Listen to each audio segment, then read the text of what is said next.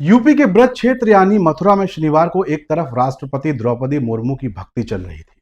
ठीक उसी दिन गौरक्षक परसा वाले बाबा की जान ले ली गई, जिसके बाद गौरक्षक और कई हिंदूवादी संगठनों के कार्यकर्ता सड़क पर उतर आए। दिल्ली आगरा हाईवे जाम कर दिया गया।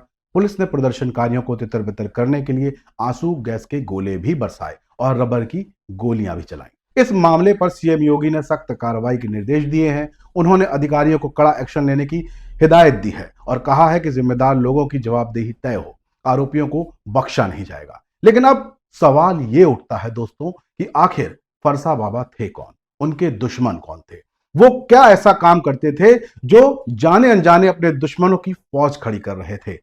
उन्होंने तो आइए अब आपको इस बारे में सिलसिलेवार तरीके से पूरी बात समझाते हैं। बाकी आप इस विषय पर क्या राय रखते हैं, क्या सोचते हैं, ये वीडियो देखने के बाद बहुत कुछ साफ हो जाएगा। लेकिन पहले जान लीजिए कि फरसे वाले बाबा जो है वो मूल रूप से फिरोजाबाद के रहने वाले थे। वो अपने हाथ में हमेशा फरसा लेकर चला करते थे, इसीलिए उन्हें फरसे वाले बाबा कहते थे।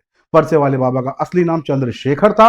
निडर और साहसी स्वभाव के बाबा अपने साथ फरसा हमेशा रखते थे, इसलिए उनका नाम ऐसा ही पड़ गया। वो मथुरा के कोसी कला और आसपास के इलाकों में अवैध गौ तस्करी पर नजर रखते थे। वो कई हिंदूवादी संगठनों से भी जुड़े हुए थे।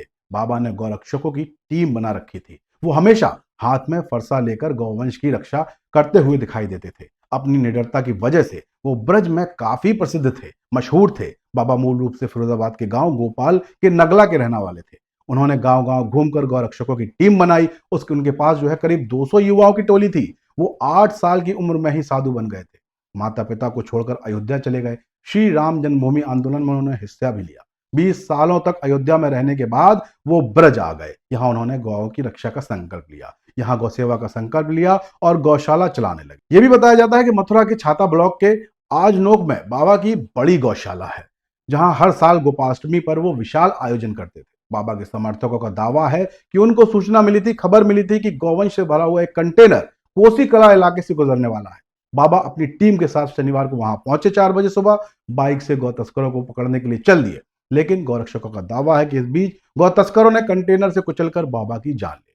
हालांकि इस मामले में गौ तस्करी से पूरी तरह इनकार करते हुए मथुरा के एसएसपी श्लोक कुमार ने बड़ी जानकारी दी है। उन्होंने कहा कि चंद्रशेखर उर्फ परसा बाबा द्वारा एक वाहन को संदिग्ध मानकर रोका गया था, लेकिन घना कोहरा होने की वजह से पीछे से एक ट्रक ने उन्हें टक्कर मार दी। इसमें गौ तस्करी की कोई बात नहीं आई, ये बात पुलिस कह रही है। वहीं ये खबर फैलते ही बड़ी संख्या में गौरक्षक और स्थानीय लोग मौके पर जमा हो गए।